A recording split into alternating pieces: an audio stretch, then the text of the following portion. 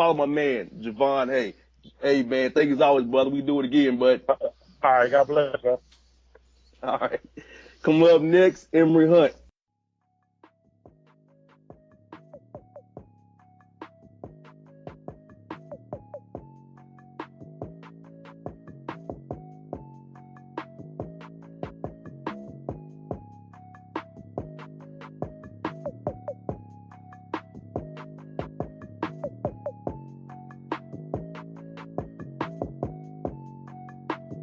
Yup, that's a sorrow beat.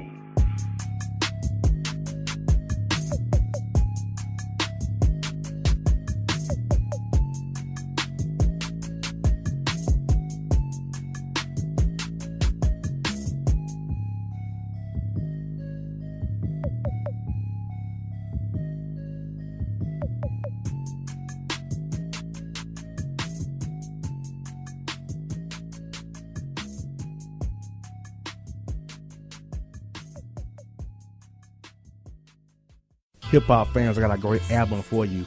The debut album from Family Grind ENT, True Speech and 313 Fresh. We're going to do 2 discs, 33 songs of pure, genuine hip-hop. Albums available on iTunes, Amazon, Google Play, illstreetrex.com, and streaming live right now on Rhapsody, Beats Music, Spotify, Xbox Music, Slacker Radio, and SoundCloud. Check them out today. True Speech and 313 Fresh. Family Grind ENT. Believe in it. Get it. For all your photo, video, and voiceover needs, check out the fine folks at Blueberry Productions. They will take good care of you. If you don't believe me, you can see for yourself. Check out their work at blueberryproductions.tv, the Facebook page, Blueberry Productions, also a Vimeo page, a YouTube page, and it's Blueberry, BLUBERRY, Prod on Twitter. Check them out today. Blueberry Productions, great people, great work, great service.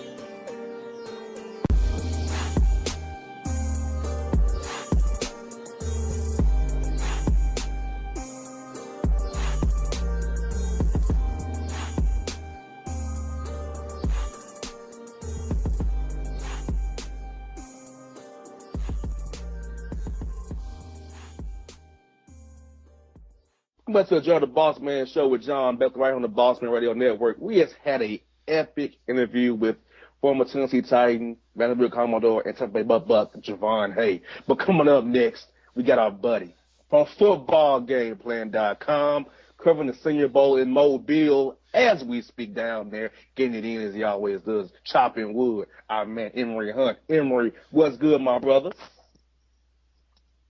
I'm doing fine, man. Always a pleasure to join you guys to talk football.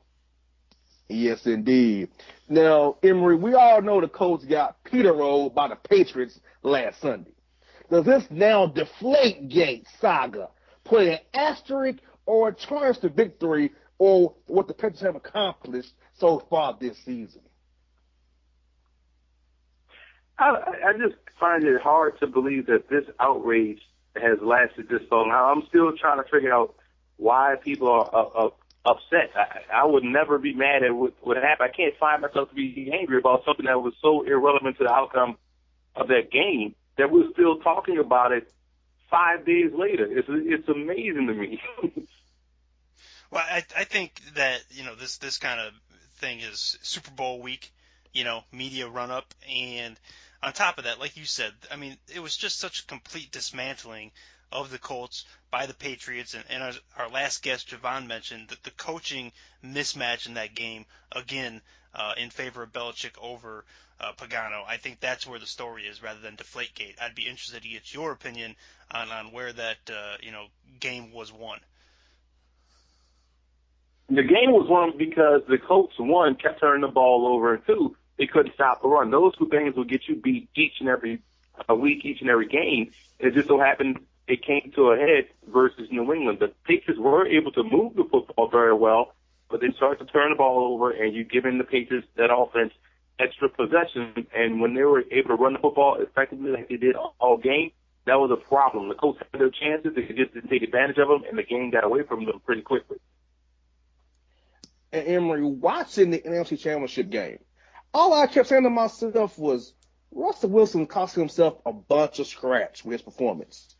Even though Seattle eked it out and got over on the Packers, do you think Russell Wilson is worthy of being the highest paid quarterback in the league, as reports indicate going forward? I wouldn't have a problem with it. You look at the Seahawks prior to him getting there, there were 7-9, there were 8-8, 7-9. Same thing they have now. They had then strong running game, very good defense. The only thing that was missing was the quarterback. They had him. They go 12-4 playoffs, 11-5, I believe, playoffs, Super Bowl. This year, right now, they're competing. They're in the Super Bowl again. So same team, 3 straight years. They got him in the mix, and now the latter part of this 3-year run, they've been in contention for the Super Bowl, and they could have been in the mix. His rookie year had the defense held up in the last minute versus Atlanta. So, yes, I believe you pay the guy. He has been the real reason why they are where they are. Now, Emory, having watched this game again on the replay, there are two places where I felt that the Packers went wrong in that game, and two things that contributed to them, getting beat and having the Seahawks come back on them. The first was the 4th and 1/2 yard line call to go for the field goal early in the game. I know you're on the road, but your offense had been moving the ball on the ground, in large chunks, and I feel like you really need to get in the end zone there. And if you don't, it's not a huge deal because you still got plenty of game left, and your defense had been playing well against an offense that was struggling. So I didn't like that decision. And then the other one that I thought was curious was not going after Richard Sherman when he was clearly hurting, out there on the island with his arm kind of held up against his body, not being able to be physical off the line. I thought that was a curious decision, and I'd be curious to know what you thought about those two instances in this game. Well, I look at the first one in the red zone. I think it was early in the game when he got 3 points instead of going for the touchdown on the 4th and goal. I believe you mentioned that. I was fine with the field goal. You need points to win, and it showed how hard Seattle had to come back because they were down 16-0 and then 16-7, and had the Packers not gone for that field goal, it would have been 13-7 and a much different game at that point. So they still had to fight hard to get to where they were going to tie that ball game or take the lead because of the fact that Green Bay went for the field goal. You got to add points up, and you just think you put points on the board, and at the end of the day, we're going to continue to move the football, and eventually we're going to punch it in for the touchdowns. So points matter; they add up. I was fine with that decision. Now I totally agree with you with the Richard Sherman aspect of it because, again, once you saw him limping or favoring that arm, you have to go at him. You have to run double moves. Because, again, your natural inclination will be to get your hand on a guy, and he wouldn't have been able to do that if Jordy Nelson or whomever was lined up over there would have hit him with a double move and went outside where his left arm was the one that was injured. He would have to get a hand on him. It could have been a big play. Or they would have tried to cheat guys over to his side to help him out, which opened things up on the other side for those receivers. So I agree with you completely. They should have went after Richard Sherman and see how healthy that arm was.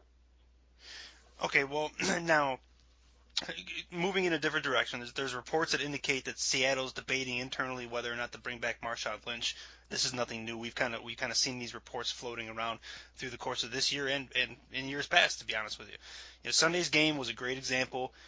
He's the heartbeat of that team. Ultimately, when it all settles out and gets fleshed out this offseason, the wheeling, the dealing, will Marshawn Lynch, in your opinion, return to the Seattle Seahawks? Oh, that's tough to say because he's that much of an impact for their football team, and they've tried to slowly build behind him with guys like Robert Turbin and also Christian Michael. But even in the preseason, you see a significant difference from a guy like Marshawn Lynch as opposed to the other two that I named. So it's tough to say. I can't even begin to speculate, but I would venture to say they'll try to find a way to come to some mutual agreement to get Marshawn Lynch back on that roster, and maybe you'll see them free up a spot by giving up one of those backup backs in order to create room, a little bit more cap room, so that way they can then make sure they keep Marshawn Lynch in the fold because he's that valuable to that football team. And Emory, based on the salary cap, having to pay Russell Wilson, and trying to keep Marshawn Lynch, would you say this is probably Seattle's last best shot with this team constructed the way it is, with all the money having to be shifted to Russell Wilson now? How do you feel about that? Well, I do like the fact that Seattle does a great job of drafting. So when you're able to draft good talent, you're able to keep young, inexpensive, quality talent, and therefore you can decide, okay, which guy is a real impact and which guy can we get away with. Keep in mind, they lost a lot of guys last year via free agency, and here we are now with the season help in the Super Bowl. So they're able to live without certain guys. The one guy they have to pay is Russell Wilson, and it all starts, I believe, with them being able to continue to draft well and put guys on that roster to stockpile that talent. So talent will leave, but talent comes in, and that's how you maintain success. Look at the Patriots. They've been relevant for the last 14 years because of the fact that they've been able to do a good job of paying the guys that are worth paying and allowing other guys to leave, and also picking up quality guys, inexpensive guys that fit their scheme, and drafting well in certain spots to help fill out their roster. Now, and what matchups, Emory, going into this game, 49, will ultimately determine the winner? And also, while we have you at it, based on the matchups you're analyzing for us right now, who do you think will win the game ultimately from February 1st in Glendale, Arizona? Well, to be honest, I haven't even broken down both teams yet to give an accurate depiction of who I think is going to win. But I will say the matchup that has to be won, I believe, for New England, they have to win throwing the football, because we know they're going to try to run the football. We know they can. But at some point, stopping the run is about attitude, and the Seahawks can do a great job in spurts stopping the run. So can those guys on the outside, your Julian Edelman, your Danny Amendola, your Brandon LaSalle, can they win consistently in the passing game versus that secondary? And also the tight end play. If Rob Gronkowski is on his game, it also makes it tough to defend. I think they have to win the passing game. Now for Seattle, I think the same thing as well. They have to be able to win throwing the football, and it's going to be tougher this time around as opposed to playing the Denver Broncos. You look at New England secondary beats up with Brandon Browner, who played with Seattle throughout the course of his career, and now they also have Darrelle Revis. You look at the the safety with